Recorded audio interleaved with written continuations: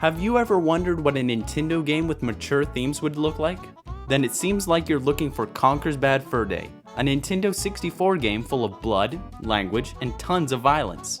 But underneath that mature rating is a great platformer with beautiful graphics and well-designed levels.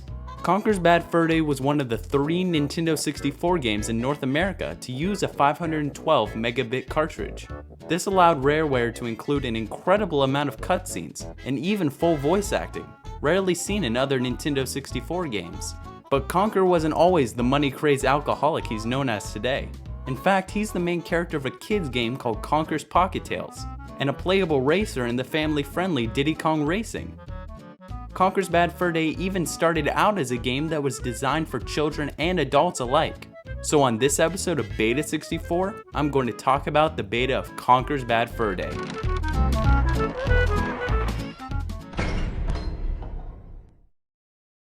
Conker's Bad Fur Day was first revealed at E3 1997 as an adorable adventure game called Conker's Quest, which was developed by early Killer Instinct members.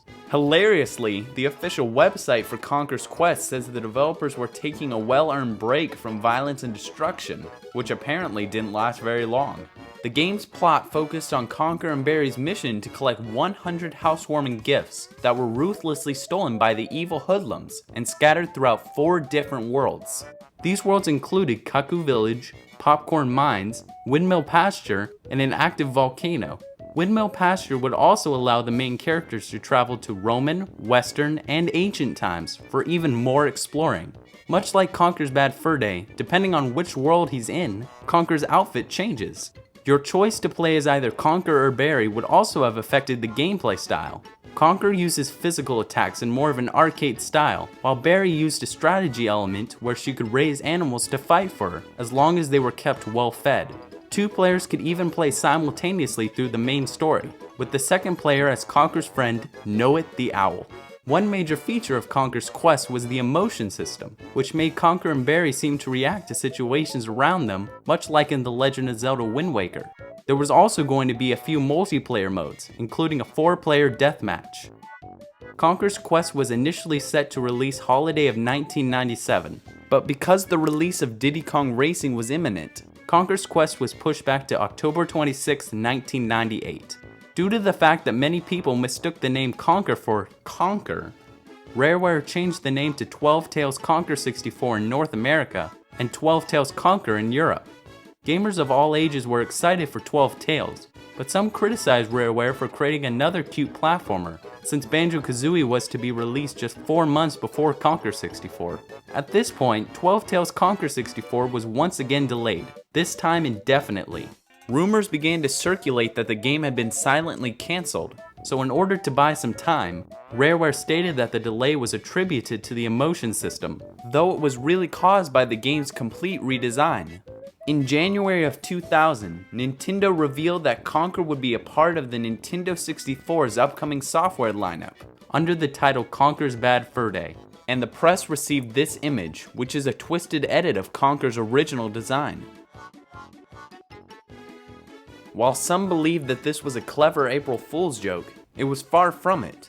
At E3 2000, Rareware announced that Conker would no longer be part of the cute little adventure game from 1997, but instead he became part of a game that was not only banned from KB Toys, but was also purposely never mentioned in Nintendo Power. Because Conker's Bad Fur Day was mostly advertised by word of mouth, and was released very close to the end of the Nintendo 64's life cycle, it didn't sell as well as hoped, and this is why the game is often sold for over $100. Not all of 12 Tales Conker 64 was lost though. The flowers from the original game appear in the first chapter, the Scarecrow and Windmill make an appearance in the final, though completely redesigned, and the theme from the Roman world was later used as the theme for Jet Force Gemini, with only slight changes. Take a listen.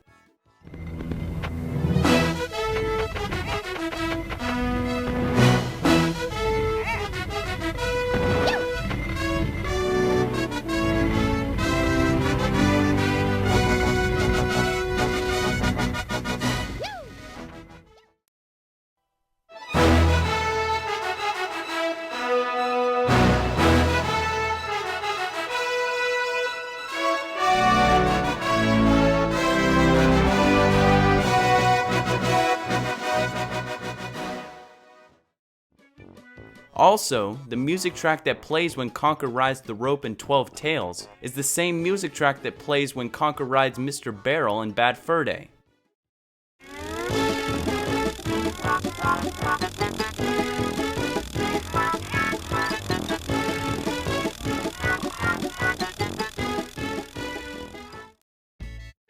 In late 2012, a fundraiser was started on a popular forum to raise money for a public release of the demo build from ECTS of Conker's Bad Fur Day.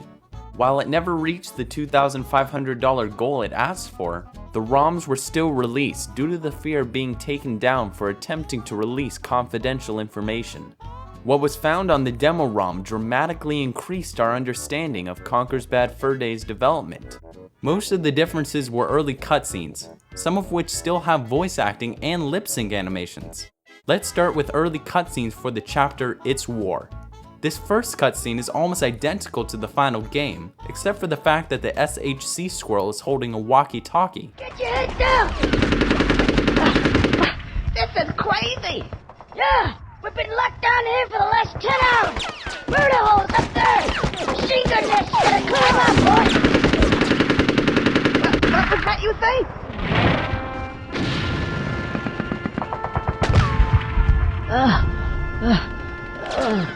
Yeah, I gotta do it. But I'm not equipped properly. Yep, I think you should press B now. This next cutscene is almost identical to the final, but lacks any animations used in the final, as well as many of the fancy cutaways. Wait for me! Wait for me! Where you go? What? Hey guys, hold it there! There's another one! Oh my Gideon!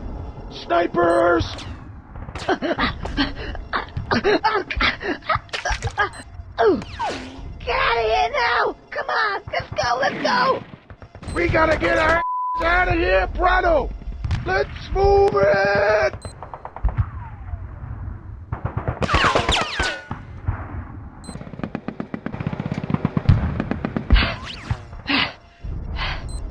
I made it. The modified cutscene in Saving Private Rodin is very interesting. In the ECTS demo, two other squirrels are tied up with Rodin, and because of this, the far left squirrel pleads for his life instead of Rodent. And in the end, both new squirrels die.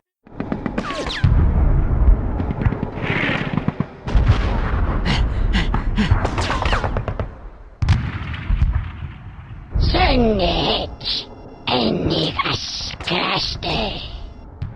Could you untie me and just let me go? Nah.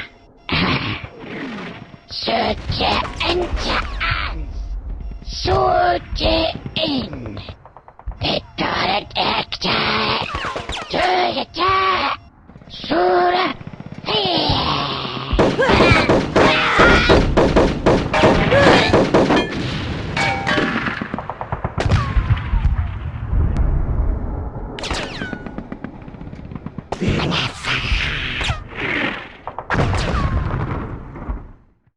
The scene is restored in Conker Live and Reloaded with very minor differences. Perhaps the most disturbing scrap cutscene is the intro to the section Experimenting, which was later called the Casualty Department when Nintendo requested the cutscene be replaced. What? Oh, this is a bit different. What are those guys? Ugh, little teddies. Oh no. What are they doing? Oh no. He's still alive.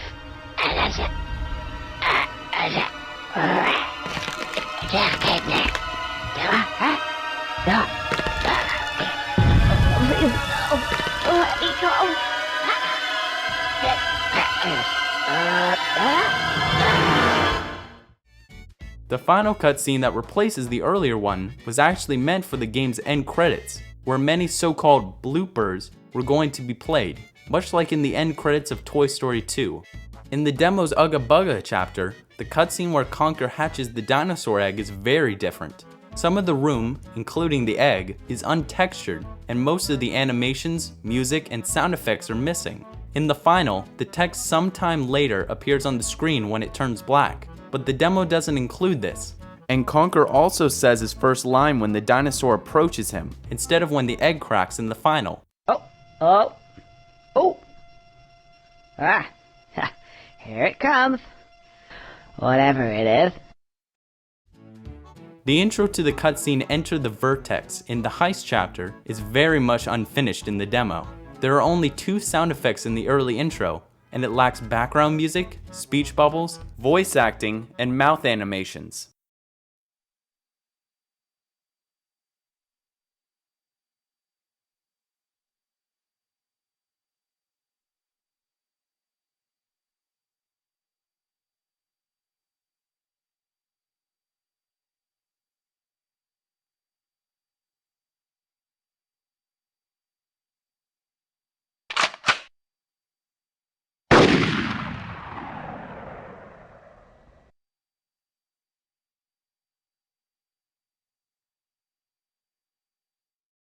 In Conker's Bad Fur Day, a few models and music tracks go unused. A walkie-talkie is one of these unused objects. This object is actually used in the ECTS demo cutscene that you saw earlier. Another model, most likely meant for its war chapter, is this laptop.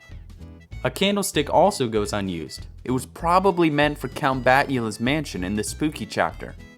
This bag of corn with eyes was possibly a minor character for the chapter Barn Boys. This early money bag is almost identical to the final version, except for the fact that it uses a dirtier texture. Another unused model is this bug catching net. It could have been used by Conker for a specific mission in the Windy chapter, but no one has been able to confirm the actual purpose. Saving the best for last, this unused object is of Pikachu's tail. It was originally meant to be in a cutscene for the Bomb Run chapter. Hackers actually found this cutscene in the ECTS demo, with the voice acting still intact. Right. Where were we? As I was saying, boss, this is the guy. Tried to steal the dough. Oh yeah. Tried to steal my dough, would you? You know what happened to the last guy that tried to do that? I don't think I need free guesses. No, you just saw what happened. Hang on a second. Come here, or you little Come here. Missed. Come here. Got away again. Sorry about that. But you know how it is. You gotta catch 'em all. In the cutscene where the Panther King's milk falls off the table, a 4-second music track plays.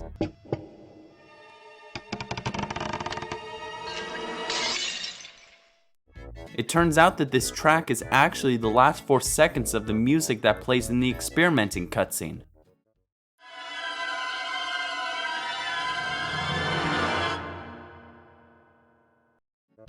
This next unused song uses the same instruments as the last music track, so it was most likely used for the gameplay after the removed cutscene.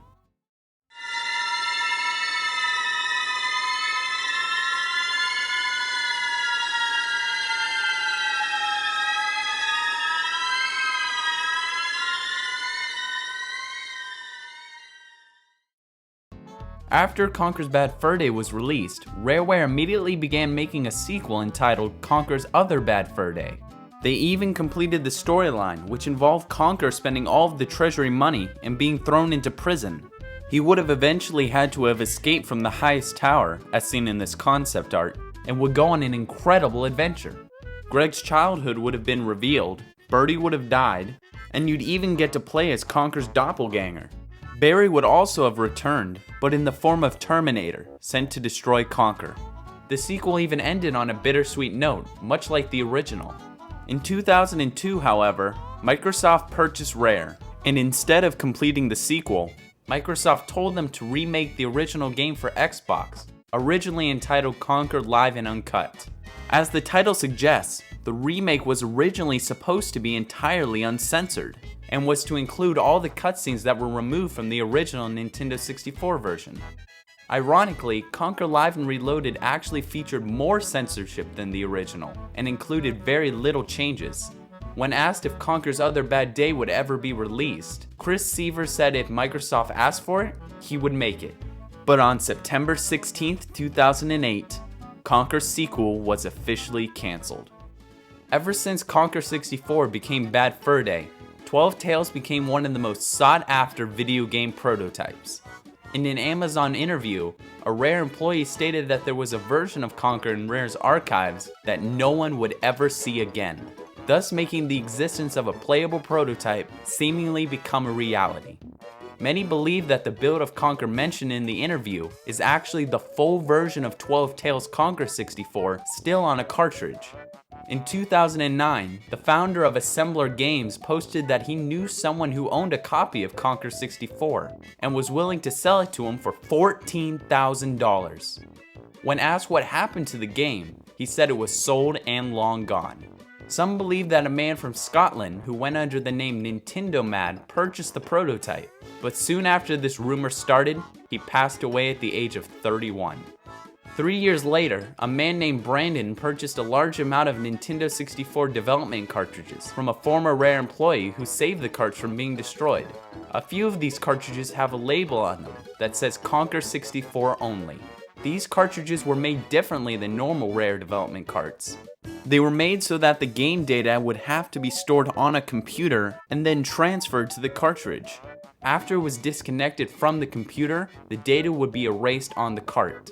This was most likely done to keep the builds from leaking outside of Rare's headquarters. Sadly, the computer has not been located, and by now, it's probably been either destroyed or wiped. So for now, all we have is a blank cartridge that used to hold a version of Conker that we will likely never play again. So that's the beta of Conker's Bad Fur Day. Because of Conker's many changes, I consider 12 Tales Conker 64 to be a completely different game, one that has yet to be replicated even to this day. We can only hope that someday we will be able to play a game that can achieve something similar to what Conker used to have. So whether you think of Conker as a drunk or a kid-friendly character, he will always hold a very special place in our hearts. So this has been Beta64 with the Conker's Bad Fur Day beta. Thanks for watching.